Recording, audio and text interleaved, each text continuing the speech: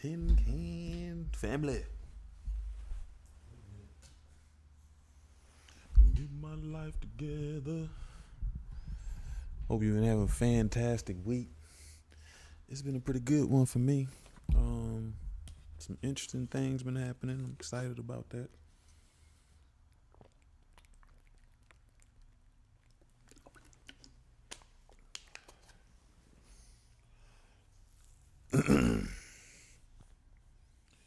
So first thing, wait a minute.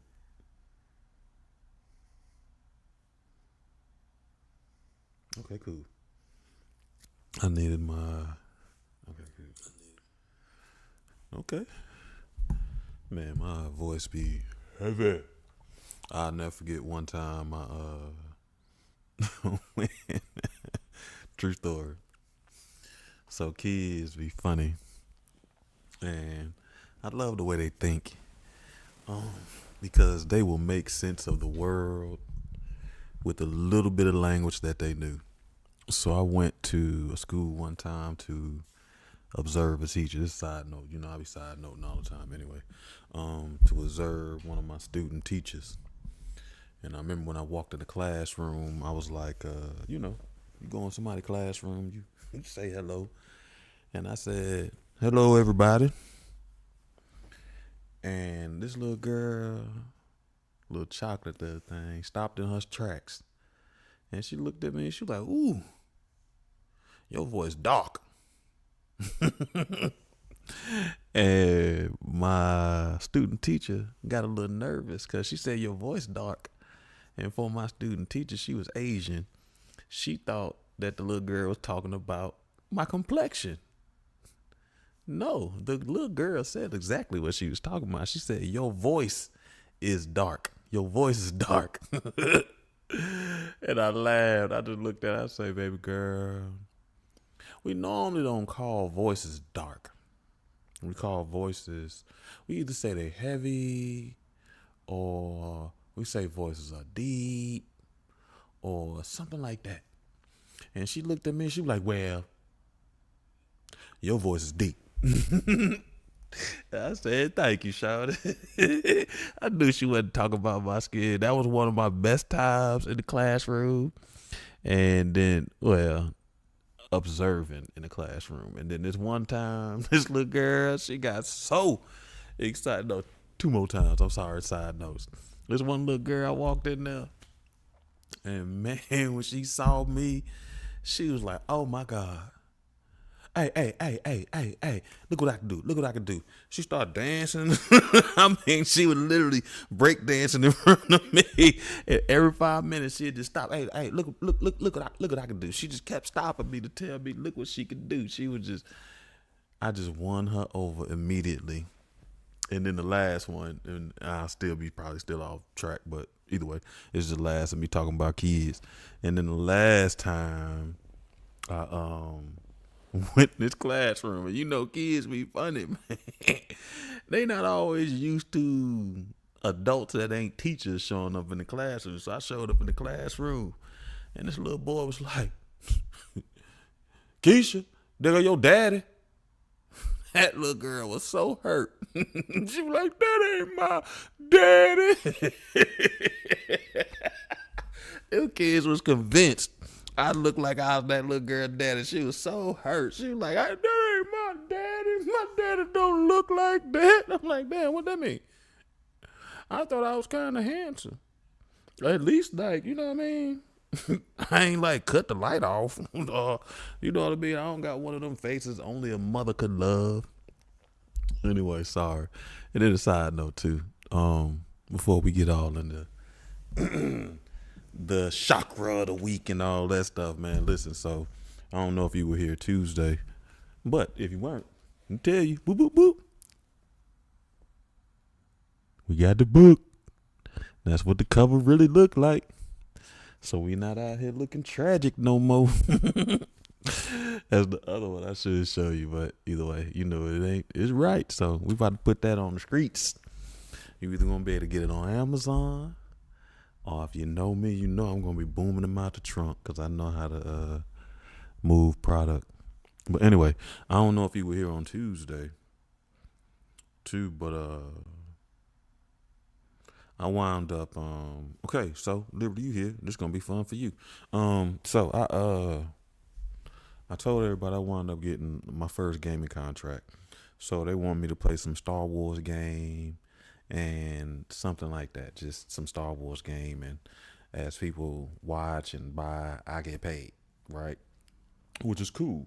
And then when I go to sign up, I had to go through a bunch of stuff, right? But the first thing that was interesting was as I went to go sign up after I signed my contract, I wound up getting an offer from Logitech, right? So technically Logitech gonna send me some equipment, right? Right now I think it's a mouse. I don't know. I know they had headphones, a mouse, a keyboard, just some of their equipment. You know what I mean? So I'm gonna have to figure out how to put your mouse and stuff on screen. But that's gonna get to me free, right? But when I went to sign up for it, I wound up having to go to this interesting site, right?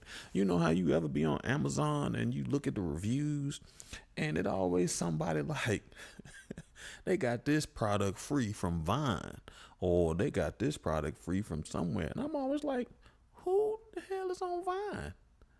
Like, well, Vine is still giving out that many products for people to like. Who's on Vine? Who's on Vine anymore, right? But outside of that, I also wait a minute, what's that? Okay, so I also am always wondering, like, yo, how these people keep getting these free stuff? Like, it be like, okay, so it's not even like you would think it's somebody that got to be like a big streamer or something like that. It'd be like your grandma. I'm like, man, who grandma? who grandma getting all this free stuff from Vine? I was tripping. But anyway, as I go to sign up, right, for my free stuff, now I realize how it happened. It's this website that companies use to market and promote their stuff, right? So if you signed up with this website, that's how you get the free stuff. So now I signed up with the website. I'm looking for the free stuff. Woo, woo, woo, woo, woo. So I guess we'll start with a mouse. It's all good. But either way, all this stuff is a way to get paid, and not necessarily. I mean, they offer opportunity to get paid, or you just give good reviews for free stuff, and I'm cool either way. You give me something. Um, I treat it kind of like benefits, right? Only cash is part of it, but you got health care, you got bonuses, it's all types of stuff that come to a compensation package. So I see it like that. You ain't got to just give me money. You can give me stuff that I don't have to buy no more. That saves me money. Now I can spend my money on gold teeth, gold chains, gold everything. You feel me? Anyway, side note, I'm over here chilling. Yeah, so now I'm crunk. I got my first little contract. I signed up for some free stuff. Hey, listen, that's the wild thing about it. I am the review king. I'm like, how you fools didn't find me from my reviews? Probably because I only use on Amazon. My reviews are called The Educator, right? But on Google, I got, as a matter of fact, Google be like, man, you in the 100,000 club. My views done had 100. Like my pictures done had 100,000 views. My comments done had 100,000 views. So I'm knocking them down on Google. Like I don't be on Yelp, but if you look on Google, you'll mess around and see me in there. So I am the review king. I be slacking a little bit, but I am the review king. Thanks for that confirmation. Or reminder or whatever. But anyway, family, so glad to be back with you for another episode of Soul Swami live. What we do here is we discuss healing in all forms and fashions, whether it be through live energy readings, whether it be through homework, general discussions, things like that. So like Tuesday we're talking about identity. Just in the effort to get to a point where we can be comfortable enough to separate from our old identity and step into our new identity. Tuesday wind up also being the precipice of this.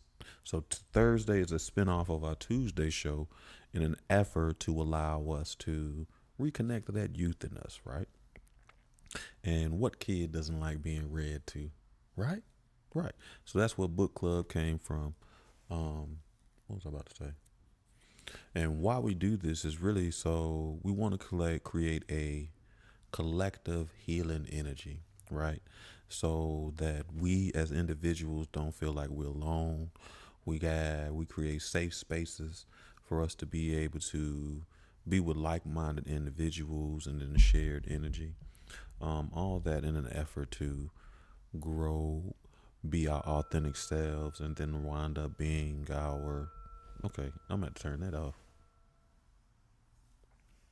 Wait a minute. Oh, doop, doop, doop, doop, doop.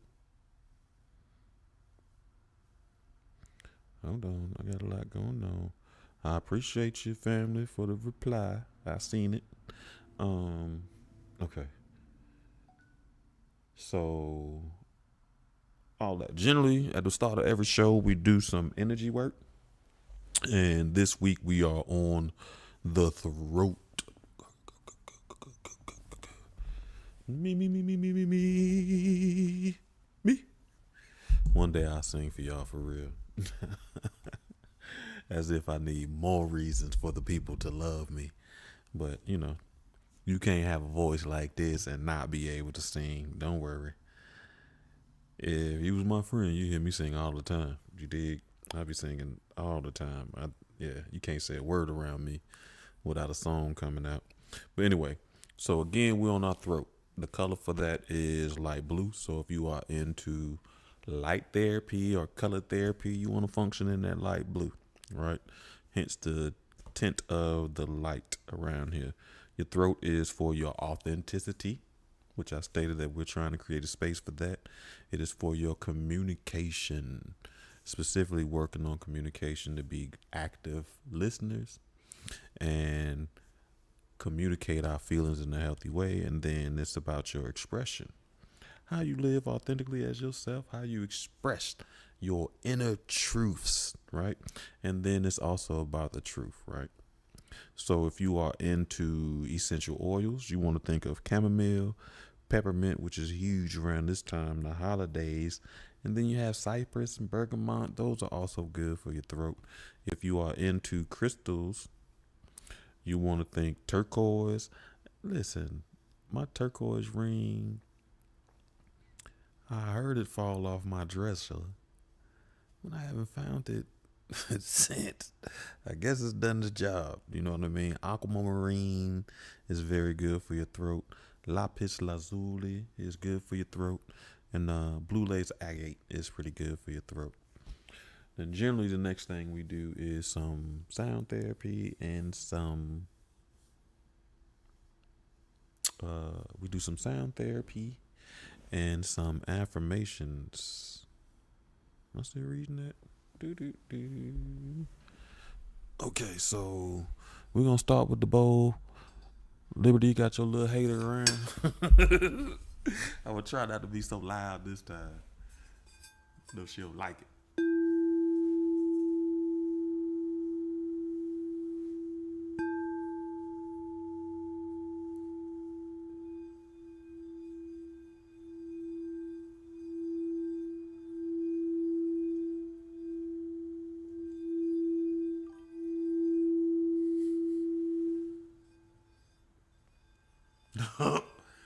Okay, then I can be as loud as I want then, huh?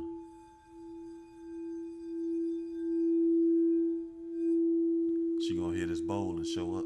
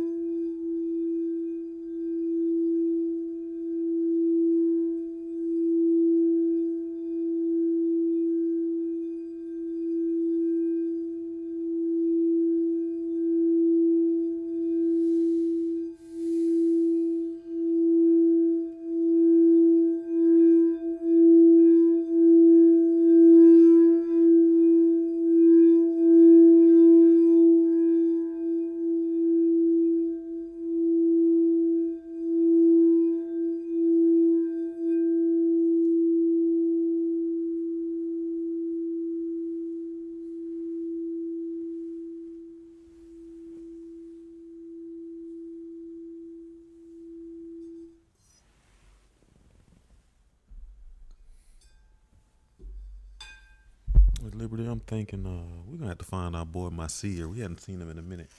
We gotta make sure that man all right. So I think he was in something I don't want to say, but we gotta make sure he all right.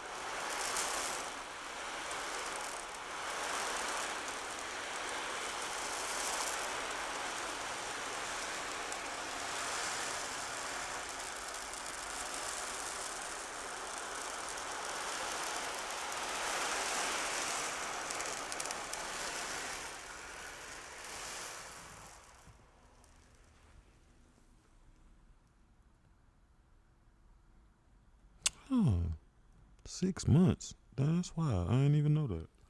Yeah, I'm definitely going to look for him. I didn't realize it's been that long. That's questionable. Normally he'd take like a week off or something. I know he was in school and working through that, but he had that secret organization too. I actually considered job. Like, man, listen, I could be a part of a secret society. I enjoyed that. Next, we're gonna do some breath work. Generally, with breath work, we either do some box breathing, 4-4-4.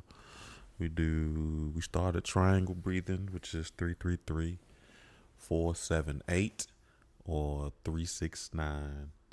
And what you feel like doing today, Liberty? Oh God, excuse me. I'll let you pick.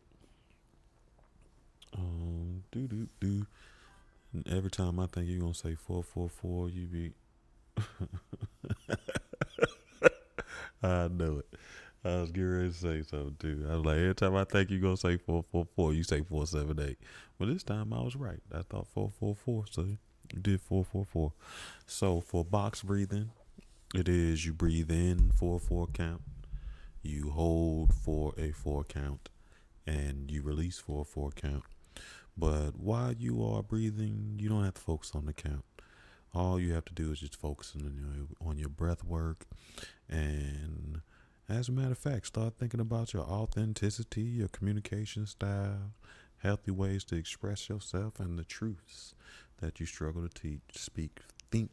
Just focus on your breath, clear your mind, and just listen to the sound of my voice. On the count of 3, we will start box breath. 1, 2, 3. Breathe in 4, 2, 3, 4. Hold 4, 2, 3, 4. Release 4, 2, 3, 4. Breathe in 4, 2, 3, 4. Hold 4, 2, 3, 4. Release 4, 2, 3, 4. Breathe in 4, 2, 3, 4. Hold 4, 2, 3, 4. Release 4, 2, 3, 4. Last time, family. Breathe in 4, 2, 3, 4. Hold 4, 2, 3, 4. Release 4, 2, 3, 4. Now as you sit there, relaxing and thinking about your thoughts, I want you to breathe in, say the affirmation, and then breathe out. Breathe in, I speak and hear the truth, and release. Breathe in, I communicate honestly, and release. Breathe in, I live an authentic life, and release. Breathe in, I am fearless and free. Release. Breathe in, I trust what I have to say, and release. I speak and hear truth. I communicate honestly. I live an authentic life. I am fearless and free.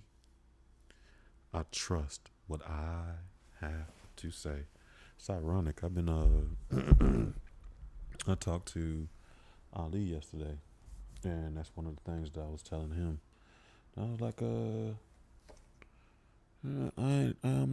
I'm not afraid anymore. The weird ways, not to say that I'm living in the absence of fear, because I'm not, you know what I mean? But in all the ways, a lot of the ways that the interesting ways that fear would show up in my life, I'm no longer afraid of that anymore. So I think this is a great affirmation, because through releasing that fear, that unique fear when it came to relationships, situations, spaces, places, people, all those things, I'm not afraid of the loss of that anymore. So, and through that, letting go of that fear, I did find another piece of freedom, because the burdens of those responsibilities are no longer mine, right?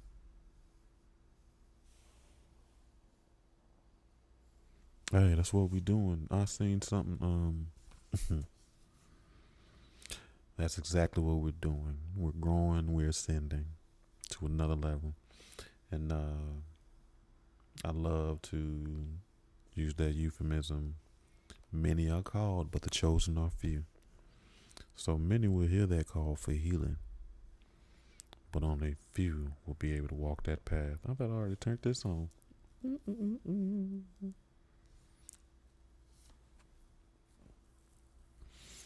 All right. Boop, boop, boop, doop, boop. Where was we at last week? He went to his homeboy and tried to set him up a meeting with what's the Mr. Get Down. What the hell?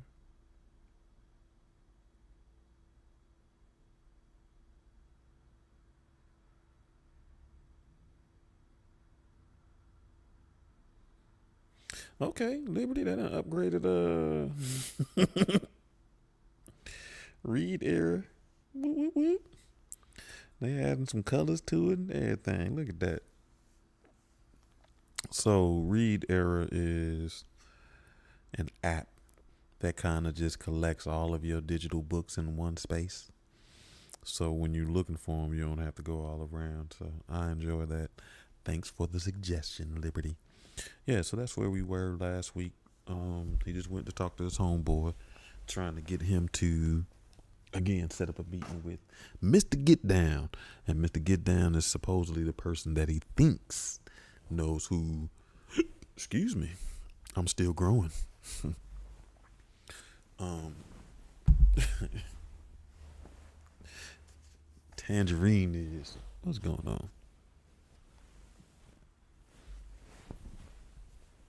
I'll move this. Okay, there we go. I'm a little uncomfortable. Uncomfortable. Right, see. All right, here we go. We are on chapter 30 if you were reading along. Doo-doo-doo. I'm doing this.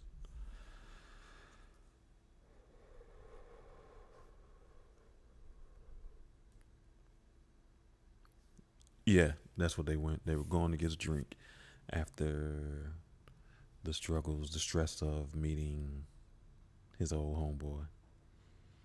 They ended up at a squat center block building that sat on the side of Beach Road near what was left of Old Swift Creek Bridge.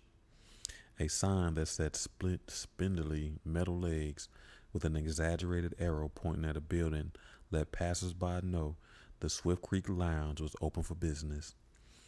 Even though it was just a little after 2, the gravel parking lot was half full. Ike parked Buddy Lee's truck and the two of them walked into the building. For a guy who said he ain't been out of town in a decade, you sure had this place memorized, Buddy Lee said. Places like this never close. It was here before neither of us was born, and it'll be here long after we're gone, Ike said. The interior of the building was cast in blue tinge shadows illuminated by the neon Coors sign hanging over the cash register. A quorum was posted up at the end of a chipped and scarred bar, loudly debating the merits of Mopar engines versus Hemis. An old jukebox set near a pair of battered pool tables. A litany of down-home blues songs poured out of the jukebox, one after another. The barroom DJ had programmed the Swift Creek Lounge soundtrack for the next hour or so. First up was Born Under a Bad Sign by Albert King. Ike and Buddy Lee sat on a pair of stools near the door. Buddy Lee winced as he raised his hand to get the bartender's attention. A slim sister in a black tank top and jeans came over and smiled at the two of them. "What can I get you fellas?" "2 shots of Henny," Ike said. "You got it, sugar," the bartender said. She slipped away to get their drinks. "What's Henny? I mean, I'm gonna drink it, but I'm just curious," Buddy Lee said. "You ain't never heard of Hennessy?" Ike asked. "I mean, I've heard of it. I just didn't know it had a nickname. I guess it's Buddy Lee said, and he stopped and studied the bottles behind the bar. "It's what, a black thing?" Ike asked. Buddy Lee sucked at his teeth. "You know, I bet you thinking he keeps saying he ain't racist, but he sure say some racist shit," Buddy Lee said. The bartender dropped off the drinks. Ike grabbed his shot glass. "I've learned to always be ready to be disappointed by white people. Doesn't always happen, but when it does, it don't shock me anymore. You ain't the worst I've had to deal with," Ike said. Buddy Lee ran his fingers around the rim of the glass. "I ain't trying to make no excuses, but when you grow up around people, your aunts and your uncles, your grandparents, your brothers, your sisters, and your friends, all of them saying things that you don't even think about being wrong or right, you don't put that title on yourself. Like, you remember when they used to play the 10 Commandments on television every Easter, and there's part in the where this boy tells his granddaddy to look at the Nubians. My granddaddy on my mama's side would always make this joke about them not being Nubians. They just, well, you know what he said. And I used to laugh at the joke because it was my granddaddy saying it. I never thought, I never had to think about how somebody like you would feel about that joke. Then when I got older, I stopped thinking about it. Because if that joke was fucked up, then what did it say about my granddaddy? What did that say about me that I laughed at it? Buddy Lee said. Ike down his shot. The cognac burned the comforting familiar way. For a moment, he was 21 again. That you ignorant as hell, Ike said. Yeah, well, I guess that's pretty good assessment, Buddy Lee said. It's easier to keep your head in the sand than it is to try to see things from somebody else's point of view. There's a reason why they say ignorance is bliss. It is. So you do think I'm racist, Buddy Lee said. I think maybe for the first time in your life, you're seeing that the world looks like for people who don't look like you. I mean, still ignorant as hell, but you learning. But then so am I. We both learning. We both done said and did some shit we wish we could take back. I think if you figure out at one point in your life you was a terrible person, you can start getting better. Start treating people better. Like, as long as you wouldn't laugh at the joke now, I think you on the right road. Same as if the next time I get offered a drink, I don't go the hell off and just walk away. Instead of jacking somebody up because they had the nerve to think I was gay in a gay bar to meet somebody, Ike said. He held his shot glass up and motioned for the bartender. Buddy Lee downed his shot too. He gasped as he said, as they hit the glass on the counter. God damn, that shit will take paint off a ball, bitch. I guess you're right. Feels like we waited pretty late in the day to start learning shit, Buddy Lee said. The bartender brought them 2 more shots. They ain't over, Ike said. Ike drove them back to the barbershop. The parking lot was virtually deserted. There was a black Jaguar parked near the barbershop. The only other vehicle in the parking lot was Buddy Lee's truck. Ike shut off the truck. Looked like everyone went home early, Buddy Lee said. Slice probably sent everybody home. Mr. Get Down is hometown royalty. Fools will be all up in his grill asking for autographs and shit, Ike said. He can shut down the whole strip mall, Buddy Lee asked.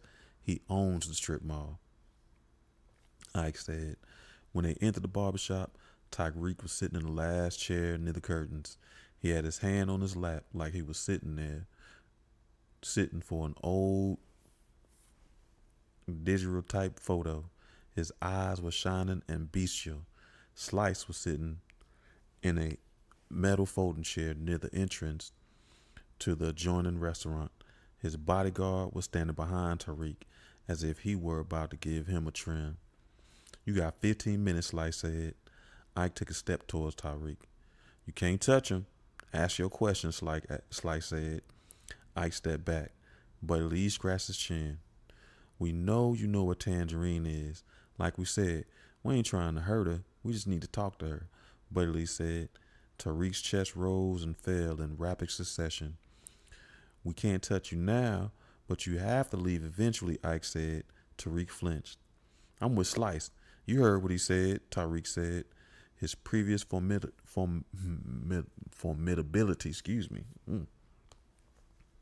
was gone. He sounded like a kid asserting his allegiance to the biggest bully in the playground. Ike nodded at Buddy Lee. His son is dead. Mine too. Do you really think I give a fuck about who you with? You tell us what Tangerine is, and you never have to wonder if that noise outside your window is me coming for you with a pair of pliers and an ice pick, Ike said. Tyreek considered his hands as if this were the first time he'd ever noticed them. If Slice was perturbed by the threat, he was keeping his feelings to himself as he scrolled through his phone. Look, we trying to help her because the people who killed our boys are still looking for her, and they ain't gonna stop. Wherever she went, it ain't fucking far enough, Buddy Lee said. I told her just to stay with me, but she said she didn't want to pull me into it. Said she was going Go where no one would ever think to look for her. Go to where the ghosts are, Tariq said. Mr. Swagger of the Get Down was all gone. All that was left behind was heartbreak. Where's that? Buddy Lee asked. Tariq raised his head. She said the people chasing her will kill us, Tariq said. So are we, Ike said. Tariq leaned his head back. Look, what happened this morning? I was just trying to protect Tangy, Tariq said. You tell us where she is and all is forgiven, Ike said. Buddy Lee snorted. Ike shot him a look. Buddy Lee shrugged. He was getting used to Ike's looks. Tariq slumped in the chair. She told me I talked a good game, but I was just a shook one. That I was a social media gangster. And she was right. Mr. Get Down is just a nerd from Huguenot High School who learned how to work a drum machine and a keyboard. Y'all the real thing, Tariq said. Ike didn't respond. Cousin, you ain't got no idea now where that girl is at, Buddy Lee said. Tariq put his face in his hands. If you find her, take care of her, okay? Promise that. We got her, Ike said. Tariq nodded. She went home. Back to Adams Road, back to Bowling Green, Tariq said. What's her real name? I know Tangerine ain't on her driver's license, Buddy Lee said. I don't know. All I ever knew was Tangerine, Tariq said. His face shuddered like he had been bitten into a lemon. You lying. You know her name. You done come this far. Don't hold back now, Buddy Lee said. Plies and ice picks, Ike said. Tariq's eyes went from bestial to haunted. Shit. Her name is really Tangerine. Tangerine Fredrickson. Are we cool now? Tariq pleaded. Ike rolled his shoulders. They were still sore. We good, Ike said. If it was up to me, I'd feed your hand until you shit fingers. But I guess we good, Buddy Lee said. Ike shook his head. Let's go, Ike said. They turned and headed for the door. We even now, remember that. All debts are paid, Slice said. Ike stopped and glanced over his shoulder. Slice was still scrolling through his phone. Sure, Ike said. Bowling Green is about an hour away. Man, I had no idea they was in Kentucky, Tennessee area. I say Kentucky, Tennessee because I've been to Bowling Green. And you got to fly into Nashville and drive to, you can fly in somewhere else. But I had to fly into Nashville and then drive to Bowling Green. And it was an hour away. Bowling Green is about an hour away if you take the 301, Buddy Lee said once he had gotten back in the truck. Yeah, you think he was telling the truth, Ike said. I kind of believe he was. He got one of the worst tails I've ever seen in my life. I hope he don't play poker. Besides, he's scared shitless of your friend. He ain't lying, Buddy Lee said. Ike started the truck. He ain't my friend. And it should be terrified of him. See, that wasn't so bad. Ride must have put the fear of God in you the way you was going on, Slice said. Those guys, they not gonna hurt her, are they? They not gonna hurt me either, right? I mean, we partners. They know that Tariq ass. Slice raised his head from his phone. Devontae, take this baby back to his crib. Devontae grabbed Tariq by the arm and half carried him, half dragged him out of the barbershop. Slice touched the home screen on his phone. His call was answered on the second ring. You calling to pick up the Mac 10s, Grayson asked. That's ironic. This is a full circle. My man's told you they too hot right now. Can't move those things in nowhere, Slice said. Then what do I owe the pleasure? Grayson said. Slice waited a beat before answering. Remember about a month ago when you was sweating everybody and they mama about some girl named Tangerine, Slice said. Grayson breathed deeply but didn't speak. Oh, I got your attention now, Sons of Anarchy, Slice said. You got my interest. You tell me something I can use, you'll get my attention, Grayson said. Slice laughed. First, let's lay down what this piece of information is worth, Slice said. How much blood I gotta lose to get this info, Grayson asked. Not much not much for you to miss. I'm looking to diversify one of my revenue streams, Slice said. Aw, shit, Grayson said.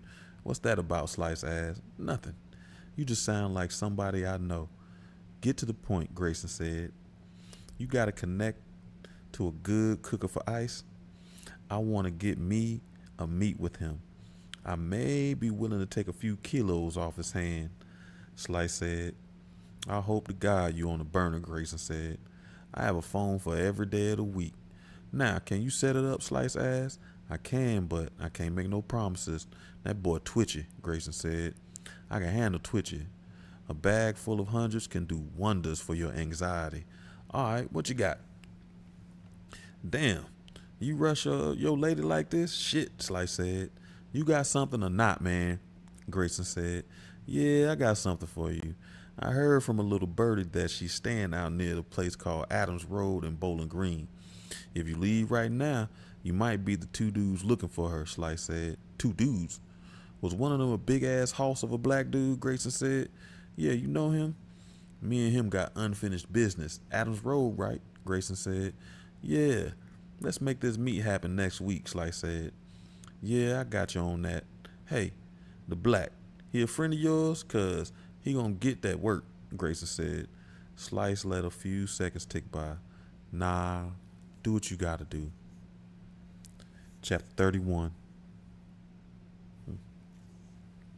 Ike pulled out of the parking lot and headed for old Route 207 that would take him to Powhite Parkway that cut through Richmond, then to the 301. Yeah, I thought they was in Virginia. I ain't know Virginia was that close to Bowling Green. Maybe I don't. I don't know. Buddy Lee lay his head against the window as they rode through the rolling hills of Route 301. Acres of lush farmland that were dotted with miles of white fence, interrupted here and there by homes older than Ike and Buddy Lee combined. Where the land hadn't been claimed for grazing or growing, dogwoods competed with pines and maples for the attention of their mutual lover, the sun. Buddy Lee flicked on the radio, and Meryl's haggard, rumbling baritone came warbling through the speaker singing, Mama tried. Mama tried, but Daddy didn't give a damn, Buddy Lee said. I thought you said your daddy taught you all that traveler shit. Tales and all that, Ike said. Buddy Lee closed his eyes. He did. He was also a nasty drunk who liked to smack my mama around if the macaroni and cheese was too dry. He came and went so often he was like a friend who looked up when he was in town. He had a bunch of outside children. Chet was one of them. So was Deke. I got a half Indian sister and Mattapony. Shit, I always said I wasn't going to be like him if I had kids. Well, I kept that promise. I was worse, Buddy Lee said. My mom and daddy died when I was 9. Damn. Hit a slick patch on Route 17 and went flying off the side of Coleman Bridge. Me and my sisters moved in with my daddy's parents. I put my grandparents through hell, and all they ever did was try to love me. I was so angry. I used to walk around waiting for an excuse to go off. Angry at God for taking my parents. Angry at my parents for dying. Angry at my grandparents for trying to pretend everything was going to be all right. I was so messed up. Fell in with Luther and his crew. He let me use all that anger. Pointed me at a target like a gun and let me go off, Ike said. He passed the truck pulling a horse trailer. I love Isaiah. I really do. But there are days I think I shouldn't have had a son. I was too messed up in the head to be a good father, Ike said. I think if you loved him and did the best you could, you was a good daddy. That's what I tell myself anyway, Buddy Lee said. You really believe that? Ike asked. Most days I do. I got so mad when he came out, Ike said. He eased the truck to a sharp curve that took him past a couple of horses lazily grazing in an expansive pasture. You didn't know before? I caught Derek kissing another boy, but I knew way before that, Buddy Lee asked. I knew. I think down deep inside I always knew, but I ain't want to accept it. I couldn't accept it. I couldn't wrap my mind around it, you know? Like, what did it mean? It was like he told me he was an alien. Shit just seemed unnatural to me, Ike said. But you still loved him. You never stopped loving him, right? Buddy Lee asked. Seconds went by before Ike answered. I tried to stop loving him. For a while, I couldn't even look at him. All I could see was him doing some shit with some guy. I'm sorry. Derek wasn't some guy. Nah, it's okay. I mean, I get what you're saying, but I never wanted to stop loving Derek. I just wanted him to be normal. I guess it took me a long time to get it. Get what? Get that what's normal ain't up to me. That it don't fucking matter who he wanted to wake up next to as long as he was waking up, Butterly said. Ike drummed his fingers against the steering wheel. I went up for manslaughter. My homie got taken out. So I went and found the boy who gave the go ahead, and I beat him to death in his mama's backyard. Stomped that boy right into the ground.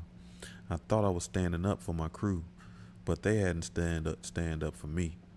I got inside and found out I was on my fucking own.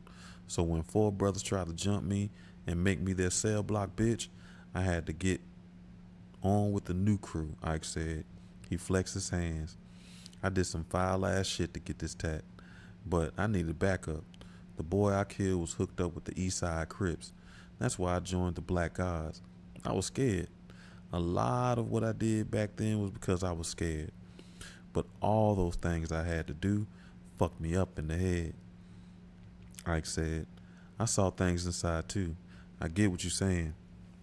In there, you can't be soft or you get knocked out your front teeth and make you put your hair in pigtails and sell you for a box of smokes. But everything about prison is all the way fucked up, man. People ain't supposed to live like that, Buddy said. I never could shake it, you know. It's like it made me look at everything through a convict eyes. He came out the day he and Derek graduated from college. He had a cookout at my house. Had a lot of people over there too. My sister Sylvia was there with her husband, people from my work. I was at the grill burning it up, you know. And then he brought Derek over. I remember he took his hand and I pretended like I didn't see it. And Isaiah started saying, Dad, I have to tell you something. I just kept flipping them goddamn burgers because I know what he was about to say and I didn't want to hear it. And he says, Dad, Derek just isn't just my friend. He's my boyfriend. Dad, I'm gay. I'm gay and I love him, Ike said. He took a deep breath. I fucking lost it. I went crazy. I flipped the grill over. Food and charcoal went everywhere. A piece of charcoal landed on Isaiah's arm. Burned him pretty bad. I said some terrible shit to him and Derek. Ma was crying and yelling at me. People were staring at me like I was an animal. I was mad as hell, embarrassed. I went inside and slammed the door so hard that the glass broke, Ike said. And all I kept thinking was, why did he have to tell me? Why that day? Why couldn't he have kept it to himself? I didn't need to know that shit, right? I kept making it all about me. Took me years to understand he told me because even though we didn't get along, he wanted me to know that he was happy. He wanted to share that with me, and I fucked it up. I let him down, Ike said. The lump in his throat felt like it was like he had swallowed a brick. Buddy Lee cleared his throat. Neither one of us was Howard Cunningham, and still the boys made something of themselves. They were good to their friends, good to each other, good to that little girl. Even with daddies like us, they grew up to be good men. No matter how many times we let them down. They came out all right, Buddy Lee said. Ike shook his head. We're going to find Tangerine. We're going to find who did this. We're done letting them down. 45 minutes later, they passed a large black wooden sign with the bright green letters that spelled out Bowling Green. The truck began to lose, then gain power. Ike put the pedal to the floor. The engine whined like a newborn. We need some gas, Buddy Lee said. I saw a gas station with 2 pumps ahead on the right. He pulled in, rolled up to the pump, just as the engine died. The gas hand says you have a quarter tank left, Ike said. What can I tell you? Shit don't work like it used to. That goes for the truck and the owner, Buddy Lee said. He got out, stretched his arms to the sky. His back snapped, cracked, and popped like a bowl of Rice Krispies. I'll get the gas if you pump it. I need a beer, Buddy Lee said. Hey, get me one too, Ike said. Buddy Lee raised his eyebrow. Been a long day. Buddy Lee limped across the parking lot and entered the store. He grabbed a Busch tall boy can for himself and got Ike a Budweiser. He set the beer on the counter. Let me get a 25 on pump 7, Buddy Lee said. The clerk, an older white woman with a mop of unruly gray hair, bagged his beer up and rang up the gas. 29.48, she said. Buddy Lee figured she must have been smoking since she was a fetus. He handed her 2 20s. You from around here, Buddy Lee asked. Been here 13 years. Moved down from D.C. with my ex-husband. He was a horseman. Worked for the farm where Secretary was born. She said, no shit. Buddy Lee said, yeah, he was better with horses than he was with marriage, the clerk said. Say, you don't know a girl named Tangerine Fredrickson, do you? Buddy Lee asked. The clerk curled her lips like she had bitten an apple and seen half a worm. You a friend, she said. Nah, it's kind of a funny story. I found a purse with a license in it and stuff in it, but I'm not from around here, and for the life of me, I can't find this address. You know whereabouts she live? Maybe give me a landmark or something. Her ID say Adams Road, but the GPS acting like it got Tourette's, Buddy Lee said with a smile. The clerk didn't smile back. Lunette Fredricksons lived near the water tower on Adams Road. The sign got shot down last year, and the county ain't replaced it yet. Lunette, huh? She related to Tangerine, I guess, Buddy Lee asked. Yeah, the clerk said with a sour expression.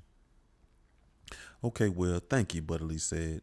He took his change and headed for the door. He snuck a glance at the clerk on his way out. You better hope the wind don't change your face. You hope the wind don't change or your face is going to stay like that, Buddy Lee thought. He walked out to the truck. Cars and trucks zipped by on the 2-lane highway that ran past the gas station. Ike was already pumping the gas. Buddy Lee got in and put Ike's beer in the drink holder before cracking open his own. Thanks, Ike said. He grabbed the beer and killed it, most of it in one gulp. I think we should be looking for a road next to a water tower, Adams Road, Buddy Lee said. How you know that, Ike asked. I asked the clerk inside. She gave me some info on a Lunette Fredrickson who is related to Tangerine. Now what? We go down to Adams Road and stop at every house and ask if they know Tangerine, Ike said. You got a better idea, Buddy Lee said. Ike shrugged. You know, the one that knocked. This MAGA country, Ike said. In the end, it only took 2 houses. At the first house, no one answered. At the second one, a trailer with a wooden ramp, a young white guy with a Confederate flag tattoo on his chest directed them to the last house on Adams Road. They drove past a sign that alerted them that they were approaching the end of state maintenance. On the left side of the road was a mailbox at the beginning of a long dirt lane. The name Fredrickson was written on the mailbox in small stick-on letters. This is it, I guess, Ike said. Buddy Lee bit his thumbnail. You know you was right. About what, Ike asked. I don't think those people would have talked to you the way they did me, Buddy Lee said. The Confederate flag tattoo unfurled in his mind. I guess you woke now, Ike said. Buddy Lee saw him smirk out the corner of his eyes. He turned down the lane and navigated the potholes that dotted the road like they were driving over sliced Swiss cheese. Buddy Lee peered out the window as they passed the magnolia trees that lined the driveway. The craggy road ended in barren front yard and ramshacked 2-story house with a decaying porch that wrapped around most of the first floor. An expansive meadow overgrown with kudzu and the honeysuckle that seemed to go on for acres made up the backyard. A 4-door sedan with 4 different colored doors sat near the bottom step of the porch. Ike pulled up next to the sedan on the passenger side near the far right side of the porch and killed the engine. Here we are, Ike said. How you want to play this, Buddy Lee said. Play it straight. Tell her what's up. Ask who's the guy and if she knew about Isaiah and Derek, Ike said. How hard are we going to lean on her, Buddy Lee asked. She's a woman. I'm not leaning on her at all. You ain't either, Ike said.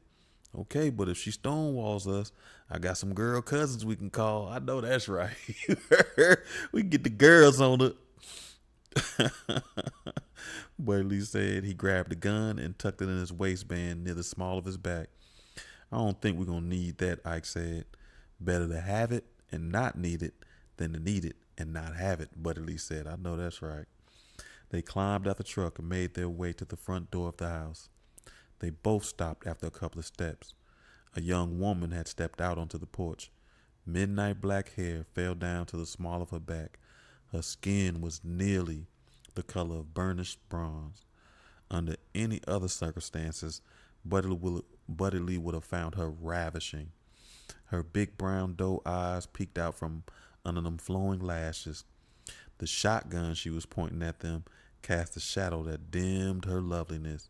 Yeah, she's a defenseless damsel in goddamn distress, Buddy Lee said. Liberty, you still going live tonight?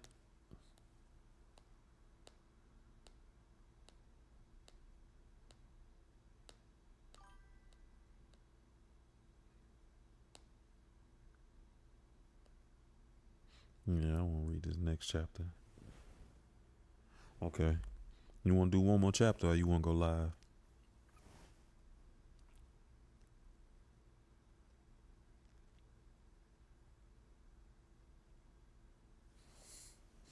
Yittity. Never mind. I'm going to do one more chapter. Hey, easy now, sis. We just want to talk, Buddy Lee said. Whatever you selling, we ain't buying. Whatever you want to talk about, we ain't listening, the woman said. Are you Tangerine? Ike asked. She swung that barrel of that shotgun in his direction. Ike noticed she had the stock cradled in her crook of her arm and was holding the pump with the opposite hand, but her finger wasn't on the trigger guard. Ike studied her.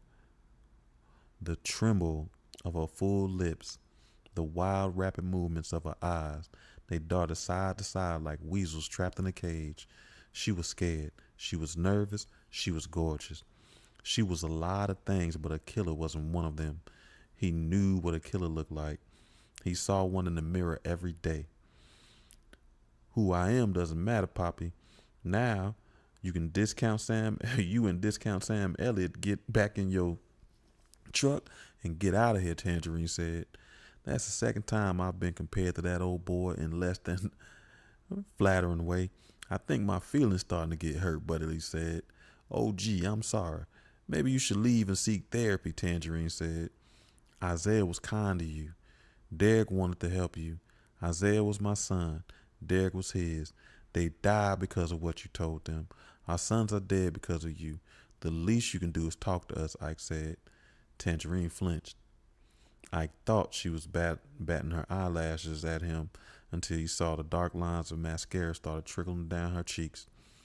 Ike was sick to death of tears. His own, Maya's. Isaiah was the star in their universe. When he had died, that star had collapsed in on itself, creating a black hole. That black hole swallowed every ounce of joy that they had ever felt, all because this girl on the porch had a secret lover who was willing to kill to stay a secret. She hadn't pulled the trigger, but she was damn sure involved. Let her weep until she cried blood. I ain't mean for any of that to happen, Tangerine said. The streaks on her face gave her a Lone Ranger mask. Then put down the seed sower and talk to us, girl, Buddy Lee asked. Tangerine bit her bottom lip. Ike watched that barrel of the shotgun lower in minute increments. The wind stirred, engulfing them in the scent of magnolias. Come inside, Tangerine said. I'll feel better when that scattergun ain't in her hands, Buddy Lee whispered. If she was going to shoot us, she would have done it already, Ike said. Oh, well, that's good, Buddy Lee said. They stepped on the porch and entered the house. The scent of whiskey permeated the foyer and the front room. A saggy sofa sat in the middle of the front room. Grainy images flickered across the ancient floor model television that sat near the couch at an angle. A dining table stuck halfway out of the kitchen and into the living room. Tangerine placed the shotgun on the table.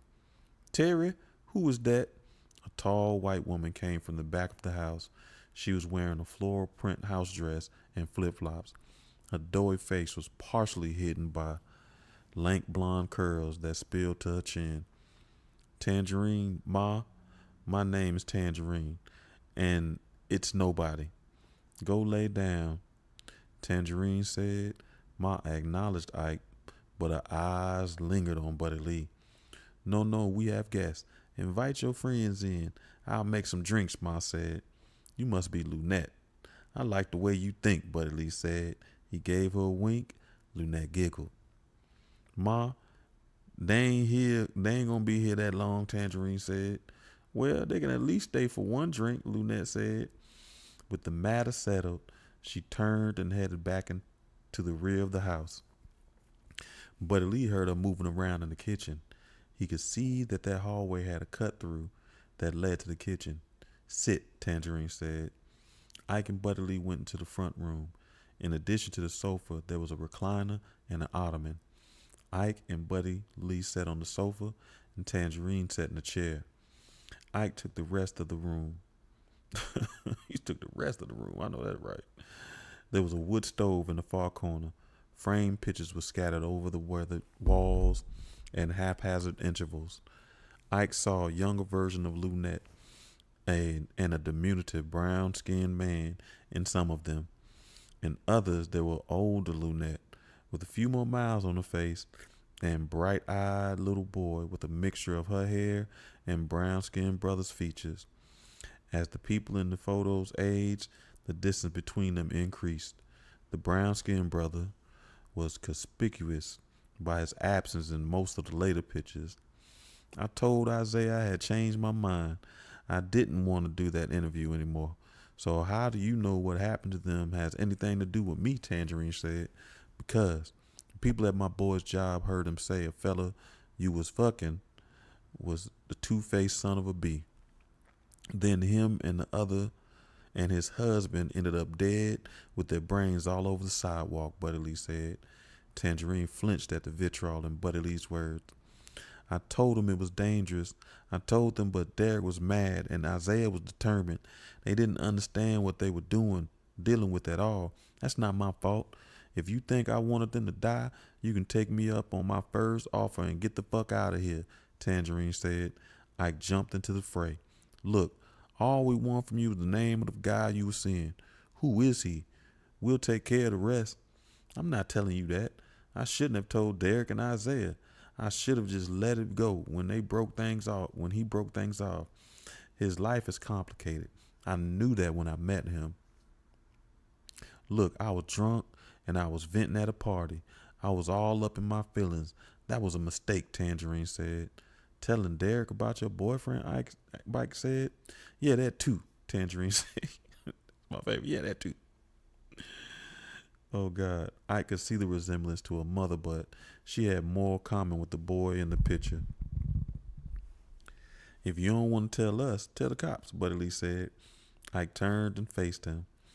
He couldn't have been more shocked if Buddy Lee had grown a second head out of his shoulders.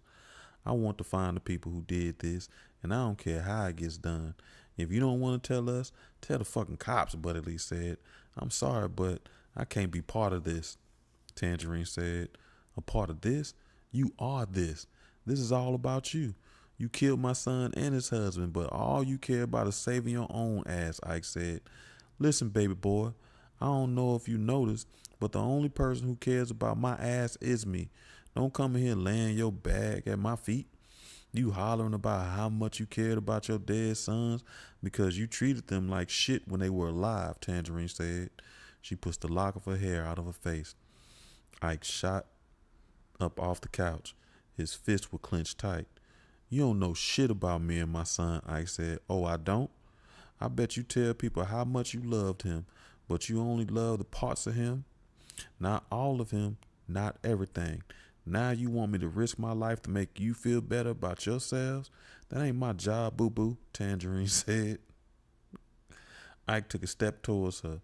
She looked up at him and smiled. I know you. I've always known men like you. You strut around like Billy Badass, but you lie to people about your son and his roommate, Tangerine said as she made the sign for air quotes. Ike felt his fist unfurl.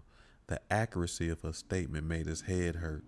It was like she had been peeping into his windows for the last 10 years. We know we ain't shit. You ain't got to tell us that. We do enough of that to ourselves every day. But that don't mean our boys should rot in the ground while your boyfriend gets to skip all across God green earth because you were too chicken shit to come forward. I know you know he's looking for you. You got some badass biker boys trying to hunt you down.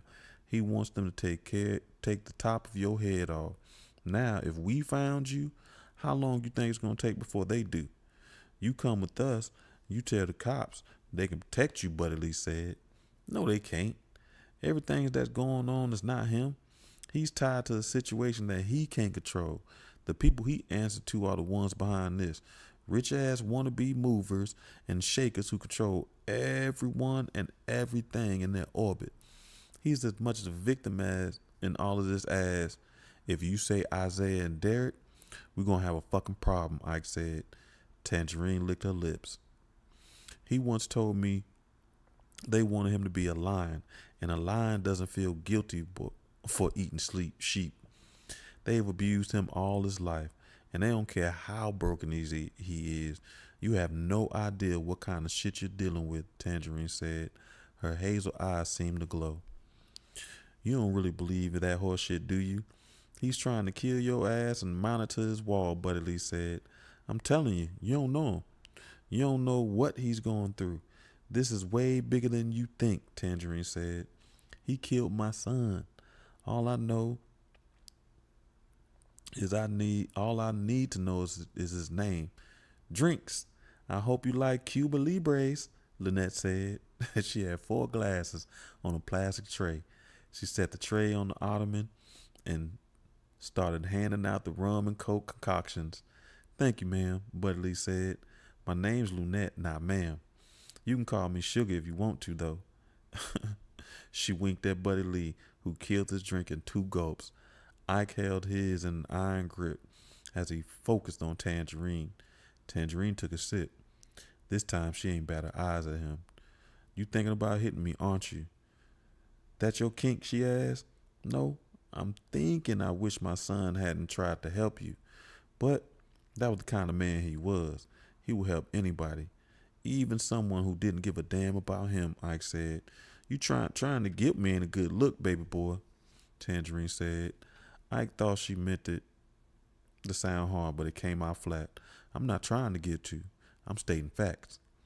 Tangerine opened her mouth to respond, but then the sound of a car door slamming came from the front yard. Ike stood. The skin on the back of his neck prickled like a ghost was tackling him. He locked eyes with Buddy Lee. I haven't had this many guests since before your daddy left, Lunette said. She sashayed to the door.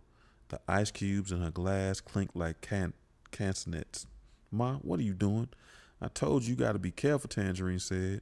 She popped up and grabbed Lunette by the arm. I'm going to see who it is, she slurred. Ike wondered how much rum she put in her drink. He set the glass down on the ottoman. Wait, let me take a look, Ike said. He went to the window on the left side of the door jamb. Peering through the filthy pane of glass, he saw a blue minivan. It had parked on the other side of the sedan to the far left of their truck. It was accompanied by 3 motorcycles. The motorcycles had parked in the gap between the van and the sedan. 6 men were walking toward the house. They all had on baseball caps pulled low, and they were holding guns. Get down, Ike yelled. Lunette broke free from Tangerine's grasp and walked towards Buddy Lee. What is he talking about, handsome? She asked with a smile as she swirled her drink. Gunfire erupted from outside. The interior of the house became a hellscape of shattered glass, wood splinters, and fragmented sheetrock. Lunelle's body did a shuddering box step as bullets tore through her chest and belly. Her floral house dress was drenched in blood, turning the daisies into roses. Tangerine launched herself at her mother, even as Buddy Lee reached out for her and tried to pull her down. Ike was on his stomach and pulling himself along the floor. Lunette's body folded into the floor itself and crumpled. Her glass slipped from her hand and rolled along the uneven wooden floor. Footsteps pounded on the porch as Ike reached for the dining room table. The front door burst open with one swift kick. Just as Ike reached and grabbed the stock of the shotgun, he pumped around and aimed it at the man in the doorway. Cheddar paused. He hadn't expected to be staring down the barrel of a 12 gauge. Ike aimed in the general area of his head and pulled the trigger. Half of Cheddar's face evaporated. A red mist of flesh, bone, and brain matter. His baseball cap flew off, and what was left of his head and flooded to the floor as his body fell in, half out the front door. Ike pumped the shotgun again, expelling the spent shell and sliding another one into the chamber. The second man on the porch jumped sideways as Ike took aim at his chest. Ike pulled the trigger and the shotgun roared again, even as the third scurried back to the van. The buckshot caught the gremlin where his thigh had become part of his abdomen, blasting him off the porch. When he hit the ground, his large and small intestines began to unspool like a ribbon of saltwater taffy soaked in Merlot. Ike pumped that shotgun again. The spent shell was expelled, but this time it wasn't replaced. "Buddy, shoot!" Ike yelled. Buddy Lee popped his head over the back of the sofa where he had landed with Tangerine under him. He pulled that gun from his waistband and took aim at the four men who were moving toward the house in a crouch. He was a terrible shot. He thought he winged one while the other three ran for cover. Ike scurried across the dead man into the doorway and grabbed his gun in his hand. It was a submachine gun, either a MAC-10 or a Uzi. He wasn't sure. Ike aimed at the van and the sedan and unloaded. "Fuck, fuck, fuck," Grayson screamed as bullets pinged off the sedan. Chunks of metal and fiberglass sprayed his face and eyes. He screamed again, and this time it was a wordless howl of unmitigated fury. He leaned that machine gun around the front bumper and fired blind. Dome took position next to Grayson. "My gun jammed," he howled. Grayson ignored him. Oh God, my guts. My fucking guts," Gremlin moaned. Ike leaned back in the doorway as another burst from the third man's gun ripped through the air. Ike returned fire until he heard the dry click of an empty magazine. Moving on pure instinct, he reached into the dead man's pocket and found another clip. It had been years since he handled a gun, but his hands didn't seem to notice. They popped out the clip and replaced it with a ferocious archery. He fired off a quick burst just as Grayson peeped around the front bump of the sedan. "Go for the truck," Ike shouted. He tossed Buddy Lee the key. Buddy Lee snatched the keys out of the air with his free hand and dragged a howling, crying Tangerine through the kitchen and out the back door. Ike fired off another burst at the sedan. "Fuck this," Grayson spat out. He stood up and leaned across the hood of the sedan.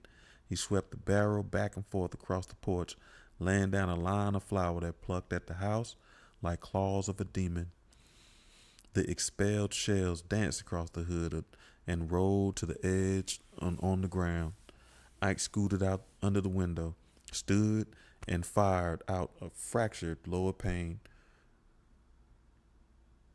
Grayson disappeared behind the trunk of the sedan. Ike kept firing in the general vicinity of the sedan, the van, and the bikes until he heard the engine of Buddy Lee's truck fire up and roar like a tornado. Grayson replaced his clip, moved to the rear of the van, and fired at the house again.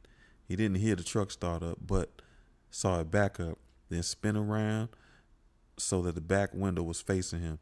He aimed at the truck and fired. The back window shattered, but then He received a rain of bullets from the house that forced him to hit the deck. One of his other brothers, Gage, was already crawling towards him, holding his thigh. He didn't see the last member of their crew, Kelso. He and Gremlin and Cheddar had ridden their bikes. Dome, Gage, and Kelso had taken the van.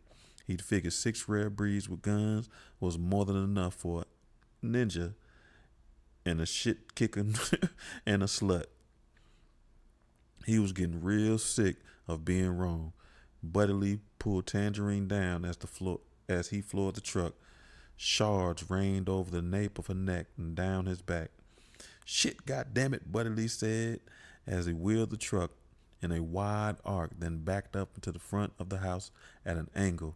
He heard a scream like a horse being gelded as he ran over the legs of the man in the yard, crushing them beneath the weight of his Chevy. Ike came running out the house, firing the submachine gun as he leapt in the trunk bed. Buddy Lee hit the gas as Ike fired at the 2 men had scuttled behind the blue minivan. Buddy Lee slammed into the sedan, sending it crashing into the first 2 bikes. The conservation of momentum sent the second bike plowing into the third. Buddy Lee kept his hammer down, turning left and headed down the lane. Ike let off one last blast from the submachine gun, spraying the rear of the van. The glass in the rear door exploded along with the rear driver's side tire.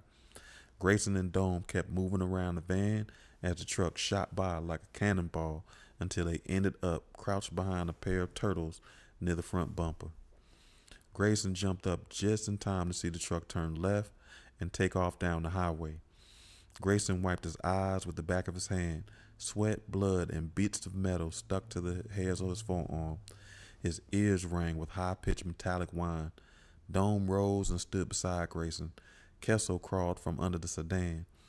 Grayson stopped staring down the lane and took in the scene swirling around him. 3 of his brothers were down. Cheddar was dead. Gremlin was caught in the right thigh, and Gage was bleeding out all over the red clay that covered the yard. Dome, they got me in my leg, Dome. I'm bleeding a lot. God, it hurts. I'm bleeding a lot. Dome, Gage rasped. My guts, man. I can see my guts, Gremlin said. His words were so light in the wind, nearly snatched them away. Dome and Grayson walked over to the mortally injured brother. Most of the lower half of his stomach was gone or slipping through his hands like greased steel. He was lying in a pool of blood and shit large enough to soak in a lot like a hot tub. His legs looked like breadsticks made by a blind baker. God, dog. If Gremlin made it, which judging by all the blood he was currently swimming in, was highly unlikely. He'd probably have to use one of those shit bags for the rest of his life. He'd never ride again. Grayson knew he wouldn't want to live that way. We can't leave him like this, Grayson said. He pointed the gun in Gremlin's face. Dome turned his face to the setting sun. The shrill tremble of a chorus of crickets filled the air. See you on the other side, brother, Grayson said. He fired a volley of bullets into Gremlin's face. The staccato burst sound like someone had dropped 1,000 nails on a metal desk. Grayson put the machine gun on the ground near Gremlin's body. He went over to the demolished bikes. He tried to pick up his bike, but the ape hangers were bent all the wrong places. The gas tank was leaking. One of the cams had a huge dent. A huge gas zigzagged across the leather seat. The front wheel was caved in on itself. It was like a child's first attempt at writing the capital letter D. Grayson laid the bike back down. All right then, Grayson said. He knew in his gut that Andy was dead. The idea of the 2 old bastards who should be sitting on the couch, draining tall boys, had gotten a drop on the prospect as far-fetched, but not impossible. As he looked at the carnage laid out before him, he realized he'd made 2 mistakes. He'd taken these men lightly, and he'd been holding back. The first mistake was his fault. He would never forget nor forgive himself. The second mistake belonged to a rich boy who had never gotten dirty or bloody or been in a fight. He'd paid them, but that didn't even matter anymore. This had become more than business a long time ago. Now it was more than personal. It was about honor. If he couldn't handle these two, then he didn't deserve to be the president. He didn't deserve to wear the goddamn patch. Might as well take it off and throw it in the fucking trash. This is crazy. All of it. Cheddar's dead. Gremlin's dead. Gage probably bleeding out. Not to mention what had happened at the black shop. Grayson rubbed his face. His hands lingered on the scar that bisected his cheek. There was going to be no more holding back. No more half measures. All that was done. Dome, you got a spare in this thing? Grayson asked. Yeah, I mean, I think so. It's my wife's van. I don't drive it much, Dome said. That's messed up. What we gonna do with the bikes? We can't just leave them, Kelso said. Grayson pulled out his knife and went to each bike. He used the tip of the knife to unscrew the mountain bolts and the license plates. He pocketed the three license plates. The cops might check the VINs, but they always could report the bike stolen. You two get the cuts off Cheddar and Gremlin, then change the tire. Load up Gage so we can get the fuck out of here. We in the middle of bumfuck, but you never know what nosy ass neighbor might have called Johnny Law. When we get back to the clubhouse, I'm calling the war party. We gonna drop hell at this motherfucker's front door, Grayson said. Dome and Kelso fidgeted in place, shooting worried glances at each other. Grayson went back over the gremlin's body and picked up his gun. He glared at Dome and Kelso with such baleful intensity that he gave himself a headache. Did I fucking stutter? Grayson asked. All right, family. I hope that's the end of this chapter. Yeah, it is kind of like Task, which is crazy. Now I see why you like Task too. All right, family. I appreciate you. I hope to see you Tuesday, where we will be wrapping up our section on identity. Talking about how do we separate our old identity from our new identity without the fears of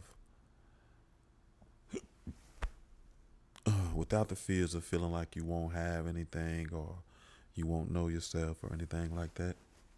If you can't be here Tuesday, I hope to catch you back here Thursday for another episode of Book Club. Family, again, I appreciate you.